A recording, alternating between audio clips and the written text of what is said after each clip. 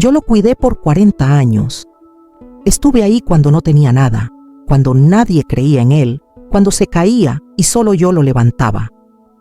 Pero el día que heredó todo lo que construimos, ese mismo día me echó de su vida. Y lo peor no fue perder la casa, ni el dinero, ni el apellido. Lo peor fue darme cuenta de que para él yo nunca fui parte de nada. Pero lo que él no sabía es que todavía había una verdad escondida. Una verdad que cambiaría todo. Antes de que te cuente cómo descubrí esa verdad, ayúdame a que esta historia llegue a más mujeres que, como yo, fueron silenciadas por años. Dale like, suscríbete y, sobre todo, cuéntame en los comentarios si alguna vez sentiste que tu entrega fue invisible. Juntas, podemos hacer que nuestras historias ya no se borren. Si me hubieran preguntado qué era el amor, yo habría dicho esto: estar, acompañar, no soltar la mano cuando todo tiembla. 40 años, 40 años, su lado, cuidándolo en sus peores días, celebrando sus pequeñas victorias, levantándolo cuando ni él creía en sí mismo. Yo estuve, siempre. Me llamo María Elena Ortiz. Y mi historia, aunque suene increíble, no es única. Sé que allá afuera hay muchas como yo. Mujeres que entregaron su juventud, su cuerpo, sus sueños y su tiempo para terminar siendo un estorbo, un olvido con nombre, una sombra que se borra sin siquiera pedirle permiso. Estuve al lado de Esteban cuando nadie creía en él, cuando la gente se burlaba de su sueño de tener algo propio, cuando vendía autopartes usadas en un garaje alquilado y soñaba con una empresa que llevara su nombre. Yo estuve ahí, y no solo con palabras. Dejé mis estudios para ayudarlo. Nunca me lo pidió con fuerza, pero bastó una mirada, una frase disfrazada de amor. ¿Para qué vas a seguir con eso? Lo que necesitamos es sacar adelante el negocio. Y yo, que lo amaba con toda mi alma, que creía que construir una vida juntos era más importante que un diploma colgado en la pared, dije que sí. Me salí de la carrera de docencia y me metí de lleno en el taller, en las cuentas, en las compras, en lo que hiciera falta. Éramos jóvenes, éramos pobres, pero yo sentía que teníamos algo que valía más que el dinero, una historia compartida. Trabajábamos todo el día y cuidábamos de los hijos por la noche. Andrés nació al año de casarnos, Camila 2 años después. No teníamos ayuda, ni niñera, ni abuelos cerca. La vida era un torbellino de pañales, de deudas, de metas apretadas y sueños grandes, pero yo era feliz. No porque todo fuera perfecto, sino porque sentía que lo hacíamos juntos. Lo que no sabía era que juntos significaba cosas distintas. Para los dos, yo lo veía como un equipo, él como el dueño del barco. Cuando el negocio empezó a crecer, yo ya no solo ayudaba, lo administraba. Me encargaba de proveedores, de planillas, de manejar a los empleados cuando él no estaba. Pero nunca firmaba nada. Él decía: ¿para qué vamos a mezclar las cosas? Todo lo que tengo es tuyo también, flaca. Y yo le creía, porque confiaba. Porque el amor para mí no necesitaba testigos ni papeles. A veces me sentía cansada, invisible, como si todo lo que hacía no contara porque no traía un recibo, ni una factura con mi nombre. Pero entonces él me abrazaba por detrás mientras cocinaba y decía: no podría sin vos. Y ese vos me curaba por unos días más. La relación con sus padres no era tan dulce. Don Ezequiel era serio, rígido, pero siempre me trató con respeto. Doña Hilda, en cambio, me miraba como si yo no estuviera a la altura, como si me hubieran recogido del camino y colado en su mesa. Cuando empezaron a envejecer, fue a mí a quien les tocó cuidarlos. Yo los llevaba al médico, les preparaba la comida sin sal, les ayudaba con las pastillas. Esteban trabajaba, claro, y a veces decía: si no fuera por vos, mamá ya estaría en un geriátrico. Era su forma de agradecer, y yo lo aceptaba, como acepté todo, sin discutir, sin preguntar, sin exigir. Recuerdo una tarde de invierno en 1970, la que don Ezequiel me llamó a su estudio. Estaba más frágil que nunca, con la mirada nublada pero la voz clara. Me pidió que me sentara. María, me dijo, vos sos la verdadera columna de esta familia. Intenté negarlo, hacer un gesto humilde, pero él insistió. Esto también es tuyo, aunque no esté en papeles. Yo no supe qué decir.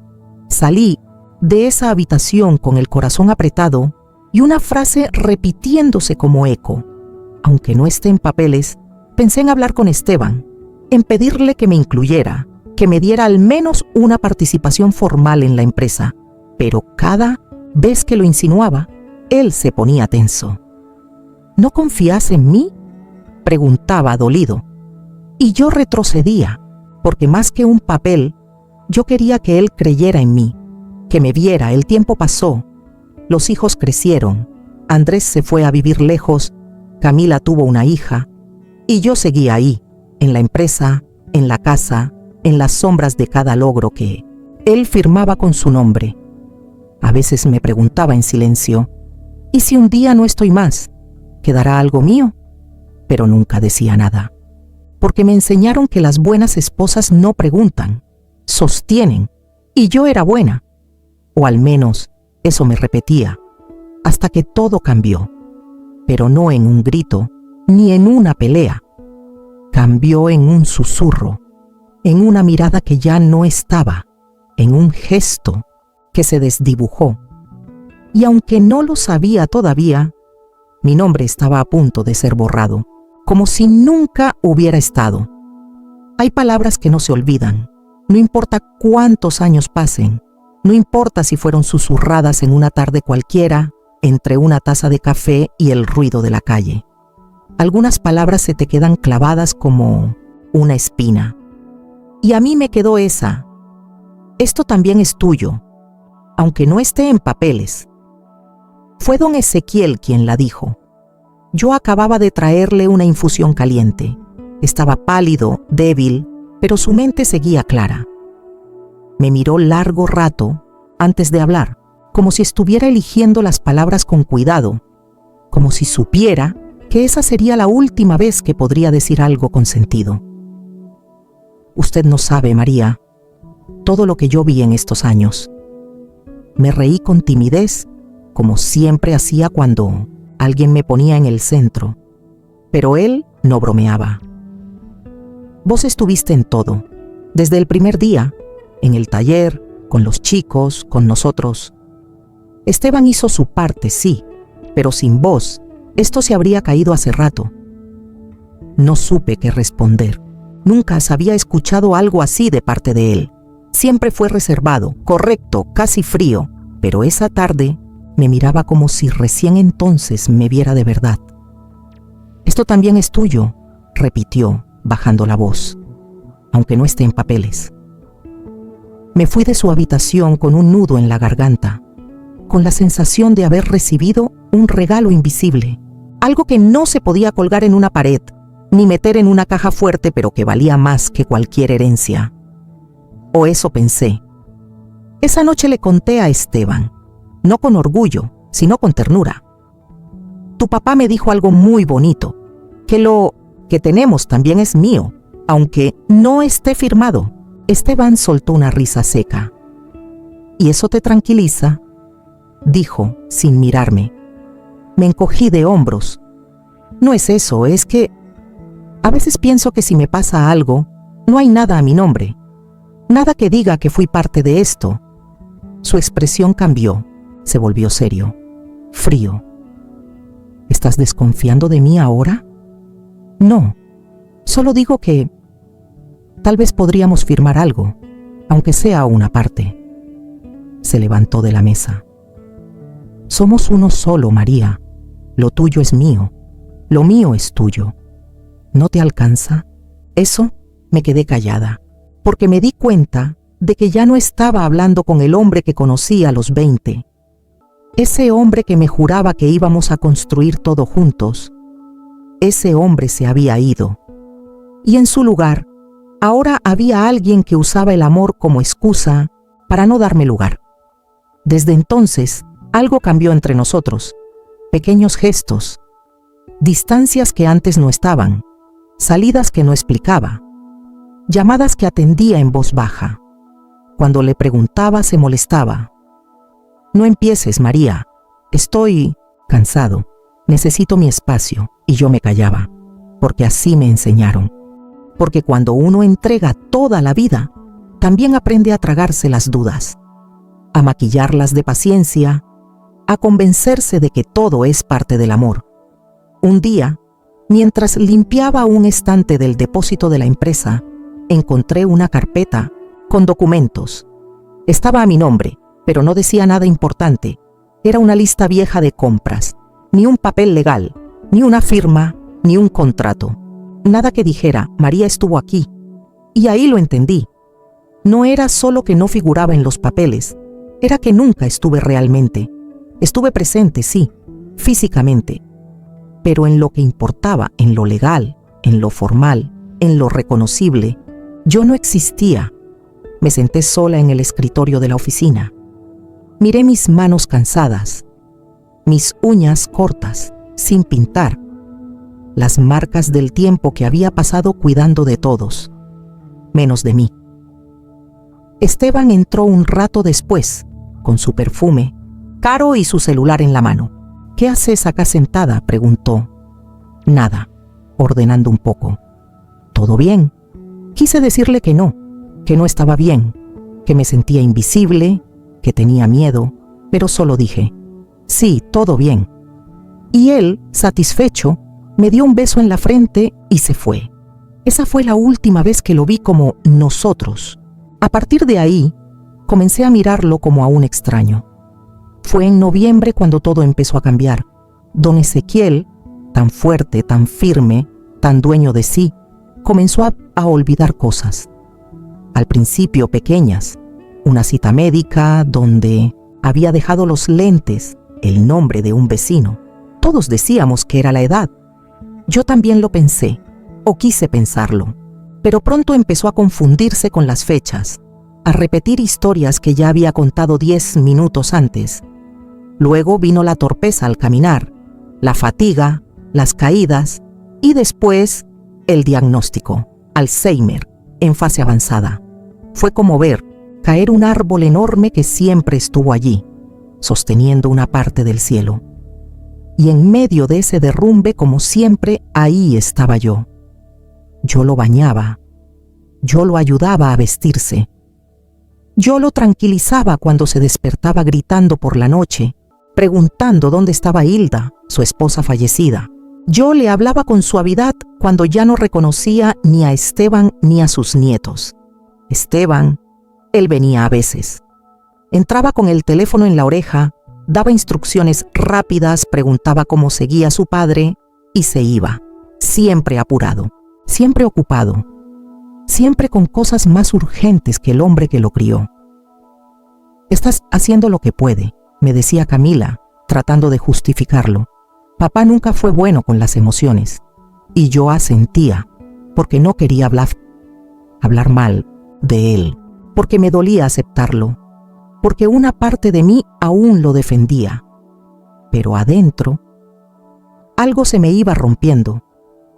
Una noche, después de acostar a don Ezequiel, encontré a Esteban en la cocina de la casa. Había llegado tarde. Estaba tomando un whisky en silencio. Me acerqué despacio. «No te escuché entrar. No quise despertar a nadie. Tu papá preguntó por vos hoy. Te llamó nene y se largó a llorar». Esteban soltó una risa forzada. «Él ya no sabe ni quién es». Esa frase me dolió como un bofetón. No por lo que decía, sino por cómo lo decía. Frío, seco, sin rastro de ternura. «¿Estás bien?», me atreví a preguntar. Él me miró con los ojos vacíos. «Estoy cansado, María. Todo esto me pesa». «Lo sé, a mí también. Pero lo estamos haciendo juntos, como siempre». Se quedó callado un segundo. Luego dio un sorbo al vaso y murmuró: «No siempre va a ser así». No entendí qué quiso decir, pero algo en su tono me dejó helada. Después de esa noche empezó a llegar cada vez menos. Decía que tenía reuniones, que la empresa estaba creciendo, que lo necesitaban. Yo no discutía, yo me quedaba con el viejo, con los recuerdos, con los deberes que nadie quería asumir. El deterioro fue rápido. En cuestión de semanas, don Ezequiel ya no podía hablar con claridad. Me apretaba la mano y murmuraba cosas que no siempre entendía. A veces me llamaba Hilda, otras simplemente me miraba y lloraba. Una mañana, mientras le pasaba una crema en las piernas, me tomó del brazo con fuerza. Me miró como si por un instante hubiese vuelto a ser él. El papel, María, el papel, susurró. ¿Qué papel, don Ezequiel? En el cajón, no lo dejes. Y luego cerró los ojos. Nunca más volvió a despertar del todo. Murió 2 días después, un jueves, a las 6:43 de la mañana. Esteban no estaba. Me tocó a mí cerrarle los ojos. Me tocó a mí avisarle, la familia. Me tocó a mí elegir el traje con el que lo vestirían. Durante el velorio, Esteban apenas habló. Se mantuvo serio, correcto, distante. Agradeció a los asistentes, recibió el pésame con educación y luego se encerró. Empezó a pasar horas en la oficina, con papeles que no me mostraba. Hablaba por teléfono en voz baja. Recibía correos impresos y los guardaba en carpetas con etiquetas nuevas. Una noche le pregunté si necesitaba ayuda con algo. No. ¿Está todo bien? Estoy organizando los temas legales. No te preocupes. Intenté acercarme. Si hay algo que debas saber. María me interrumpió. Confía. Estoy haciendo lo mejor para todos. Esa palabra, todos. Se me quedó dando vueltas en la cabeza, porque por primera vez en años no me sentí incluida en ella. Los trámites después de la muerte de don Ezequiel fueron rápidos, demasiado rápidos, diría yo ahora. Esteban se movía con una eficiencia que me resultaba desconocida. Coordinó todo: abogados, funeraria, certificados, reuniones, todo con una frialdad impecable, como si estuviera cerrando un negocio más. Yo, en cambio, apenas lograba sostener la compostura. Me costaba mirar el sillón vacío del comedor, el hueco en la rutina, el silencio después del desayuno. Me dolía la ausencia física, pero también el eco de esas últimas palabras que me había susurrado. El papel. No lo dejes. Una semana después del entierro, Esteban me avisó que debíamos asistir a la lectura del testamento. Va a hacer algo rápido, dijo casi sin emoción. Formalidades. No me preguntó si quería ir, no me ofreció acompañarme, simplemente lo dio por hecho. La reunión fue en la oficina del abogado de la familia, un hombre mayor, de voz pausada y sonrisa medida. Nos recibió con cordialidad, pero sin afecto, como quien está acostumbrado a tratar con muertos y herencias más que con personas. Estaban allí también los hermanos de Esteban, Claudio y Ernesto, que apenas aparecían una vez al año, normalmente para pedir favores o dinero. Ninguno me saludó con más que un leve gesto de cabeza. Yo me senté en silencio, con las manos apretadas, sobre el regazo. El abogado acomodó los papeles y sin demasiada ceremonia empezó a leer. La casa familiar pasaba a ser propiedad de Esteban. La empresa también. Las cuentas, los bienes muebles, un terreno en las afueras, todo a su nombre. Claudio y Ernesto recibían una cantidad fija, ya acordada. Nada fuera de lo común, nada sorpresivo. Y yo no aparecía. No había ni una línea, ni una mención, ni una palabra que dijera María. No me dolió no heredar. Yo no esperaba nada. Lo que me desgarró fue la ausencia total.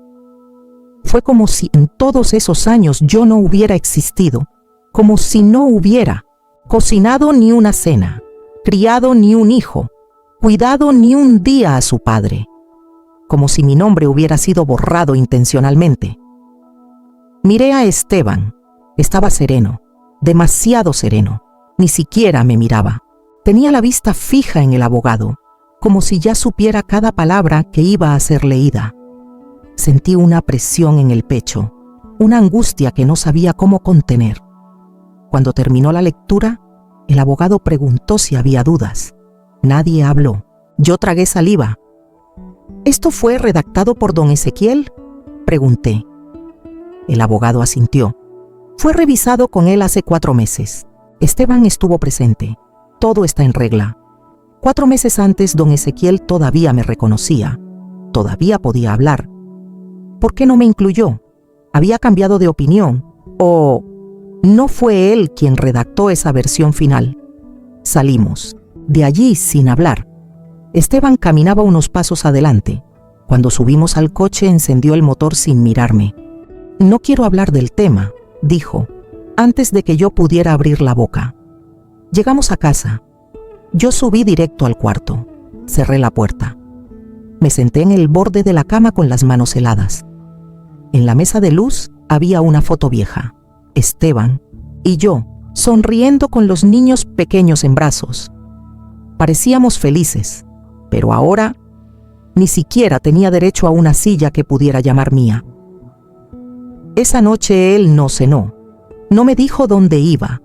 Tampoco volvió a dormir en nuestra cama. Pasaron 2 días. Al tercero lo enfrenté. ¿No pensás decirme nada?, pregunté con la voz apenas firme. Él se cruzó de brazos, apoyado contra la pared. ¿Qué querés que te diga? Así lo decidió mi papá. ¿Y vos? ¿No tuviste nada que ver? ¿No pudiste decirle que yo también estuve ahí? ¿Que sin mí esta familia no hubiera llegado a ningún lado? Él hizo una mueca. No exageres, María. Todo lo que hiciste lo hiciste como esposa, no porque te lo pidieran. Ahí sentí el verdadero golpe. No eran los papeles, era esa frase. Todo lo que hice, lo hice por amor, sí. Pero él nunca lo vio como valor. Lo vio como deber, como algo que no merecía retribución. Intenté hablar de nuevo, pero él levantó una mano. No empieces, estoy cansado. Esa noche dormí en el cuarto de Camila, que ya no vivía con nosotros, y mientras abrazaba una almohada que no tenía olor a nadie, supe que lo peor no había pasado. Estaba por comenzar. Pasaron apenas unos días desde la lectura del testamento, pero el aire dentro de la casa ya no era el mismo. Era más frío, más denso, más ajeno. Y yo, que había caminado por cada rincón de esas paredes durante décadas, empecé a sentirme como una visita sin invitación. Esteban apenas cruzaba palabras conmigo. Dormía en el sofá o llegaba tarde. Cerraba la puerta de su estudio. Comía afuera, silencios largos, respuestas cortas. Y cuando hablaba, lo hacía como si yo fuera un trámite pendiente. Un viernes por la mañana, me pidió que lo acompañara al estudio de la empresa. Necesito hablar, dijo sin mirarme. ¿Sobre qué? Sobre nosotros, sobre lo que sigue. Sentí un temblor en el estómago, un presentimiento, un dolor que todavía no tenía forma, pero que ya se anunciaba. Subimos al coche sin decir una palabra. El trayecto fue corto, el silencio eterno. En la oficina, se sentó frente a mí, con una carpeta en la mano. No hubo gestos de ternura, no hubo rodeos. María, dijo, acomodándose los anteojos, esto ya no funciona. No respondí, no podía. Me quedé quieta como si mis oídos no hubieran entendido lo que mi cuerpo sí. Pasamos muchos años juntos, vivimos muchas cosas, pero creo que ya cumplimos nuestro ciclo. ¿Cumplimos nuestro ciclo?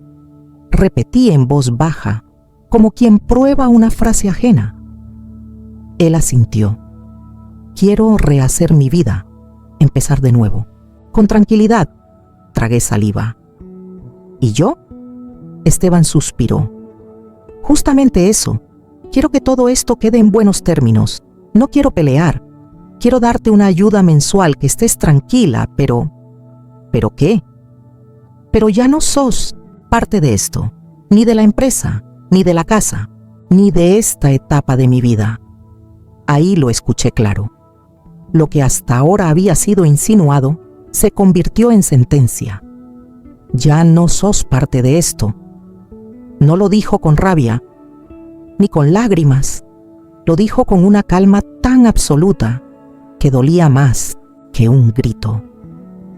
Esteban, murmuré, esta casa la limpié yo con estas manos. A tus hijos los crié sola mientras vos armabas esa empresa. La contabilidad la hacía yo cuando vos no sabías ni cómo declarar el IVA. Yo estuve en cada centímetro de todo esto. Lo sé, dijo sin emoción, y te lo agradezco, pero ya está. Sentí cómo se me caía el alma al piso.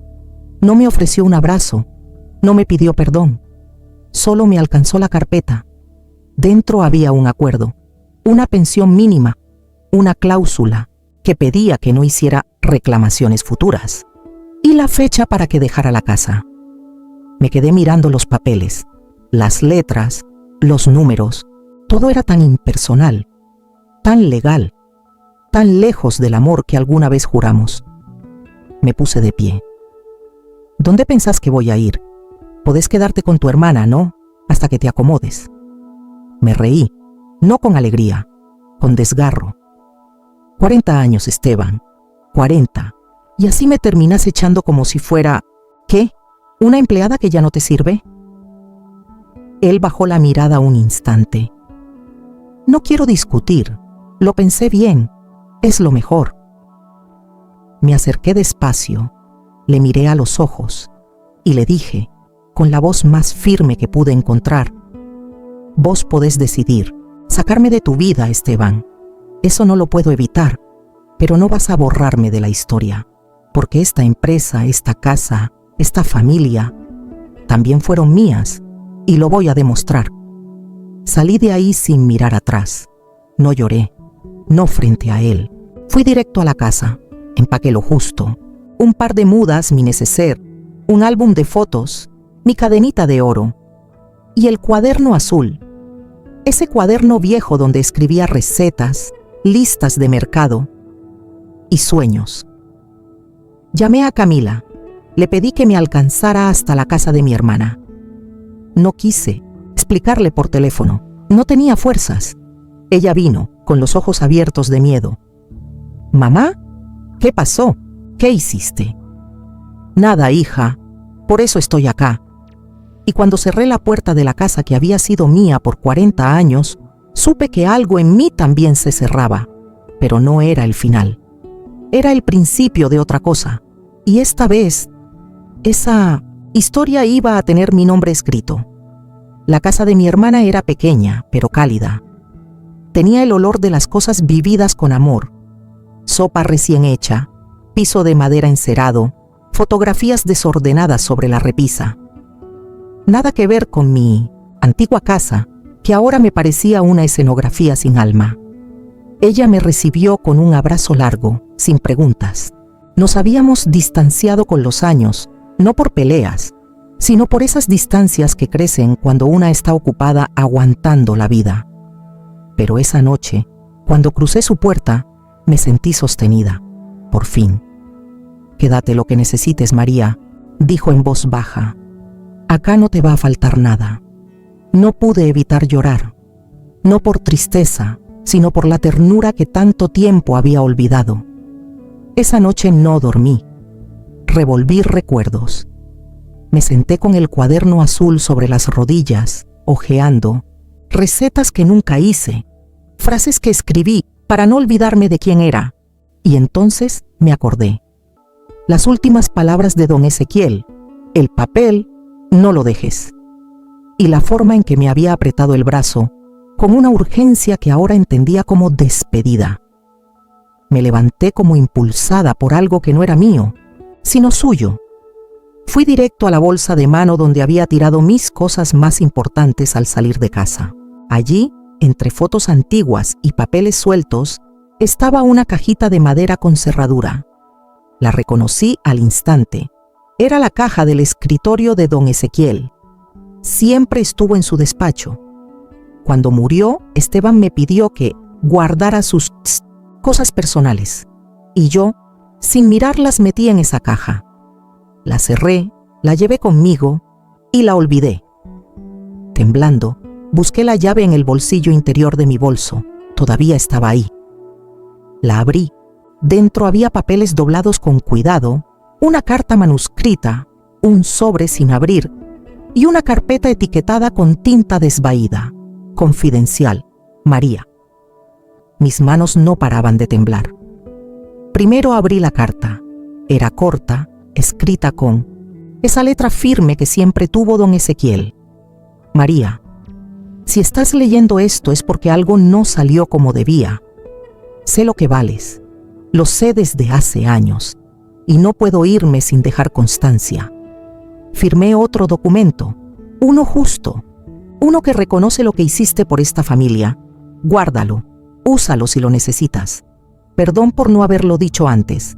Gracias por todo. Ezequiel.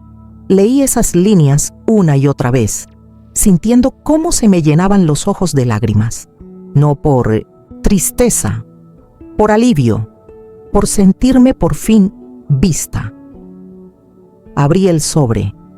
Era una copia de un testamento diferente al que habíamos escuchado en la notaría.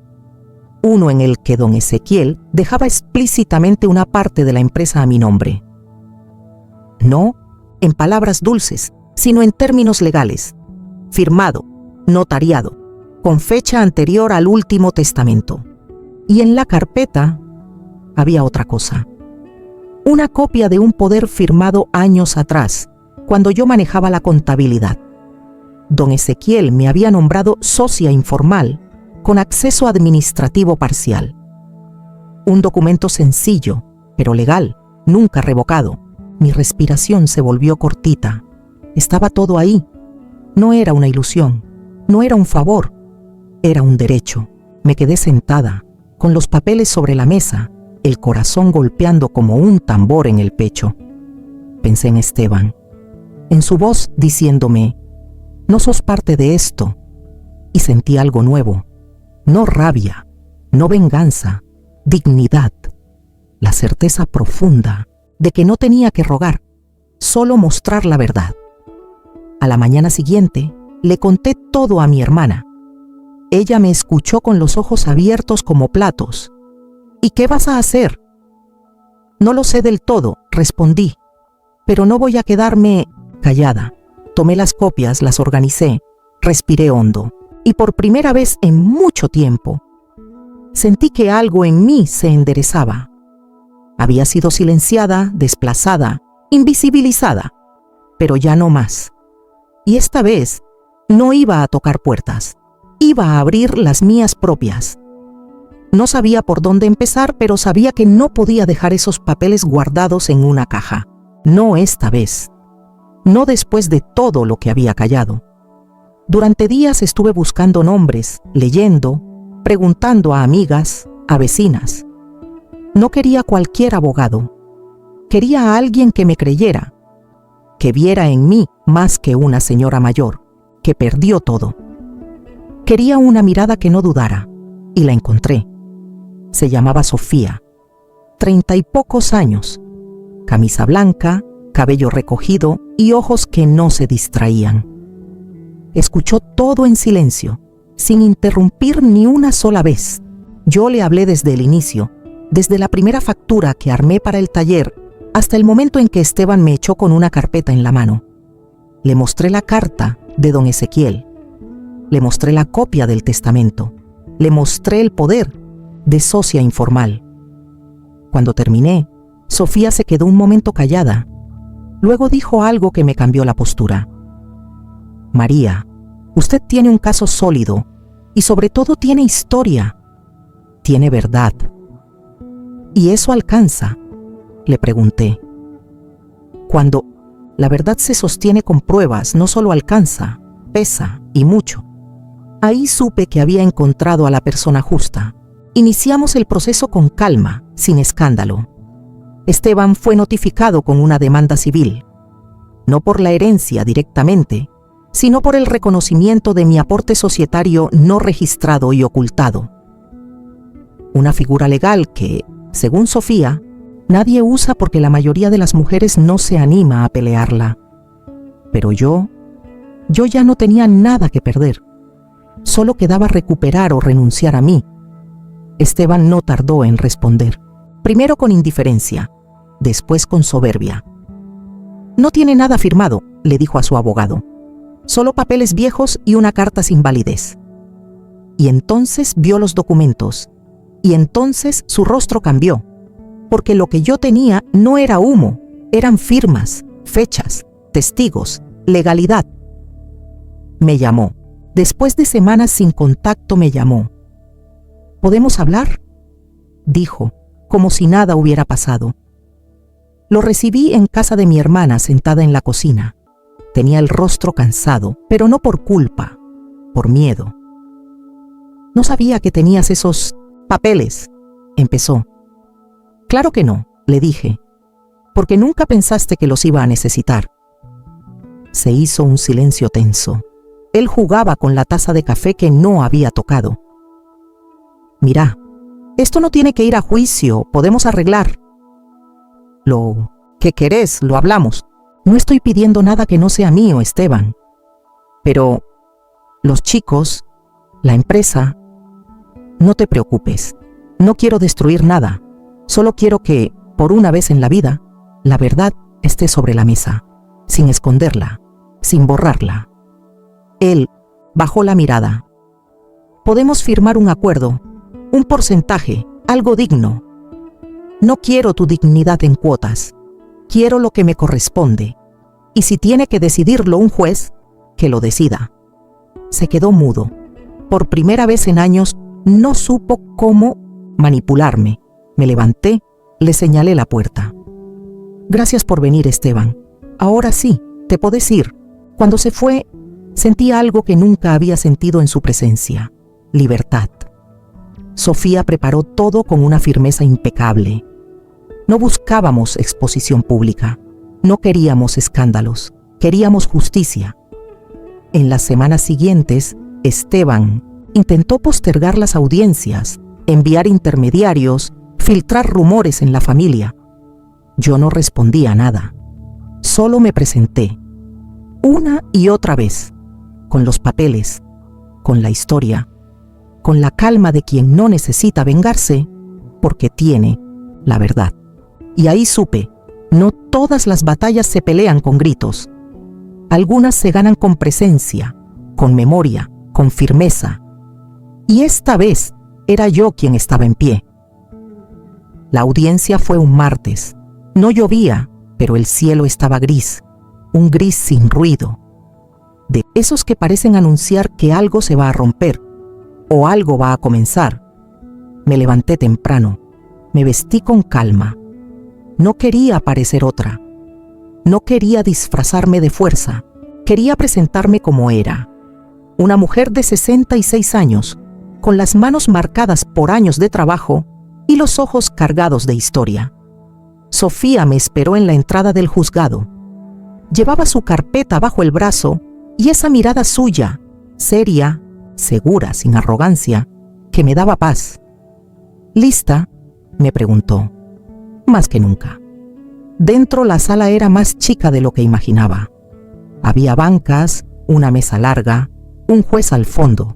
Esteban ya estaba allí, solo, sin abogado al lado, porque había pedido representarse él mismo esa vez, tal vez por orgullo, tal vez por vergüenza.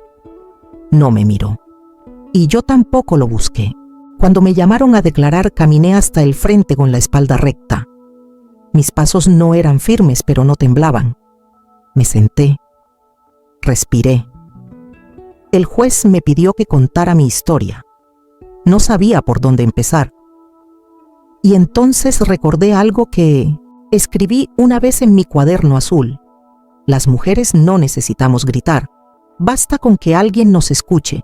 Así que hablé, no con rabia, con verdad. Conté cómo dejé mis estudios para ayudar a Esteban. Cómo crié a nuestros hijos casi sola mientras él construía la empresa. Cómo administré cuentas, atendí clientes, cociné para sus padres, limpié oficinas, me ocupé de las tareas que no aparecen en balances ni en Memorias Empresariales. Conté cómo don Ezequiel, antes de morir, me reconoció con palabras y con papeles. Y entonces mostré la carta. Sofía la entregó al juez, junto con los documentos firmados. Él los leyó en silencio. La sala también cayó. La abogada de Esteban, que había llegado tarde, pidió una pausa. El juez se negó. La verdad ya estaba sobre la mesa y no se iba a esconder otra vez. Esteban intentó hablar. Dijo que yo exageraba, que la señora actuaba por despecho, que eso fue hace muchos años, que ahora todo era suyo. Pero sus palabras no tenían peso, no después de los documentos, no después de mi voz. El juez pidió silencio.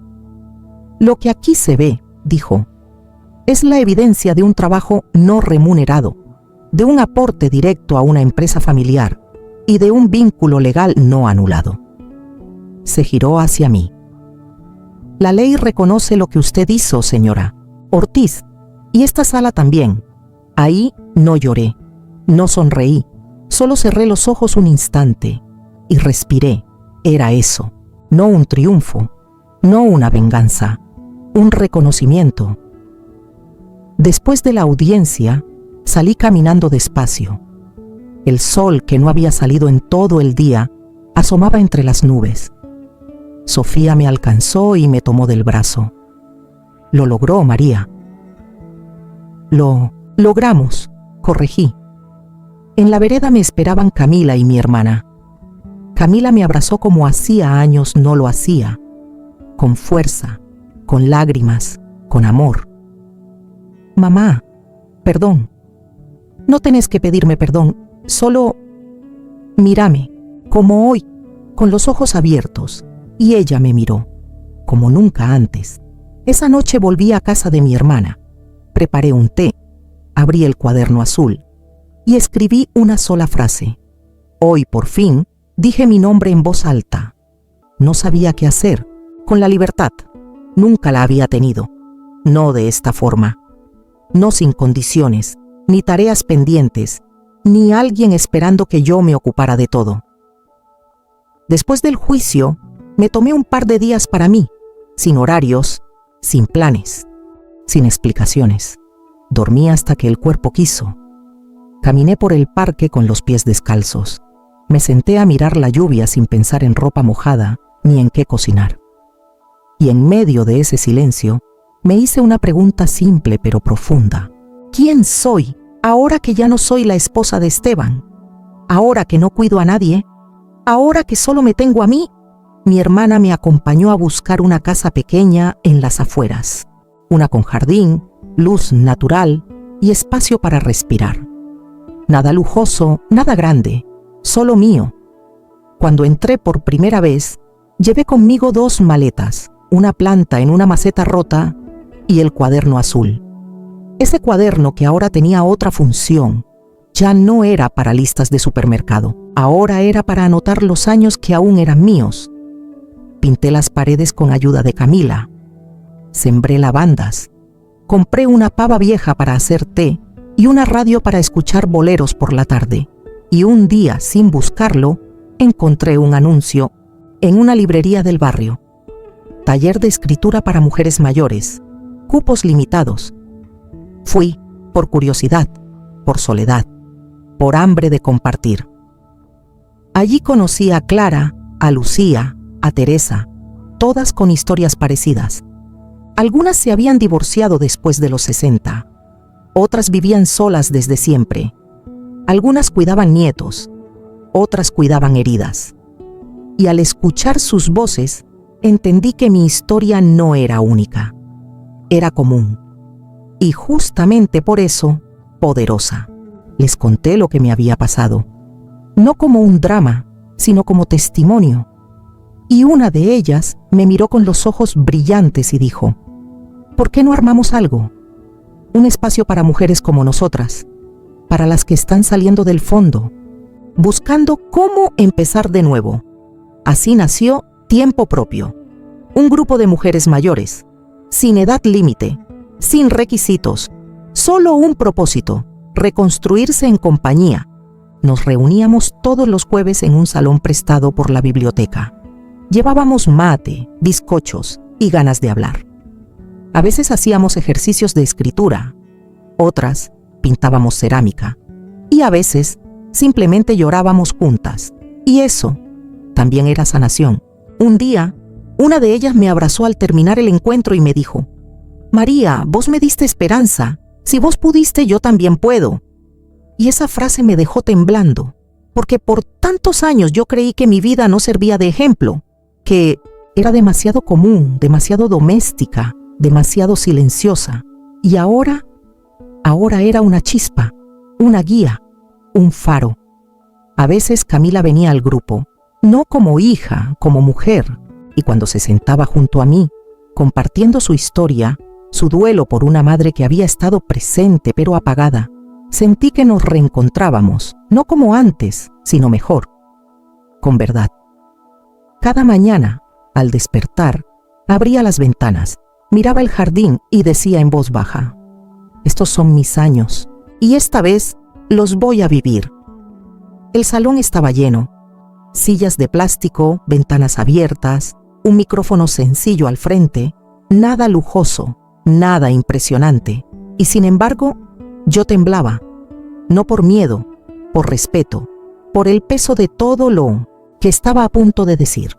Eran mujeres, casi todas mayores, algunas solas, otras con hijas, nietas, todas con ese mismo brillo en los ojos que reconocí de inmediato. El brillo de quien ha vivido demasiado tiempo callando, el de quien necesita escucharse para poder sanar. Habían venido a escucharme, a mí, María Elena Ortiz, una mujer que durante 40 años creyó que amar era desaparecer, que ayudar era no figurar, que si no gritaba, estaba haciendo las cosas bien. Me acerqué al micrófono, apreté el cuaderno azul contra el pecho y hablé. «Buenas tardes, gracias por estar acá, gracias por querer escuchar». Me quedé en silencio unos segundos, respiré hondo. Mi nombre es María, y por muchos años ese nombre no aparecía en ningún lado, no figuraba en las escrituras, ni en las cuentas, ni en los contratos, ni siquiera en los recuerdos de quienes se beneficiaron de mi entrega. Algunas en la sala bajaron la mirada, otras asintieron en silencio. Di mi vida por una familia, por una empresa, por una casa que limpié con mis manos, y cuando ya no les fui útil, me sacaron, sin culpa, sin vergüenza, como si yo nunca hubiera estado.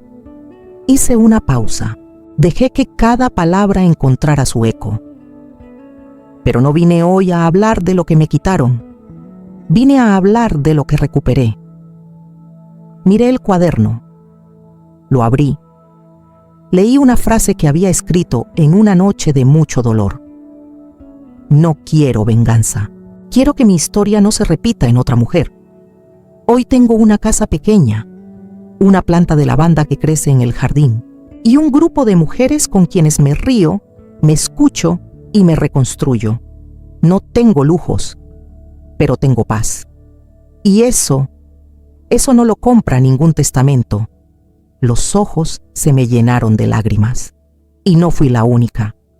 En la segunda fila, una mujer de cabello blanco se cubría la boca. En la última, una chica joven grababa con su celular, oscilando entre lágrimas y sonrisa. Yo no quiero que me admiren, dije. Quiero que me escuchen, porque si yo hubiera hablado antes, me habría salvado antes. El aplauso fue lento, pero profundo, como un abrazo largo, como una cadena invisible de mujeres que decían, yo también. Cuando bajé del escenario, Camila me abrazó. Tenía los ojos mojados y las manos temblorosas. Mamá, gracias por no haberte rendido.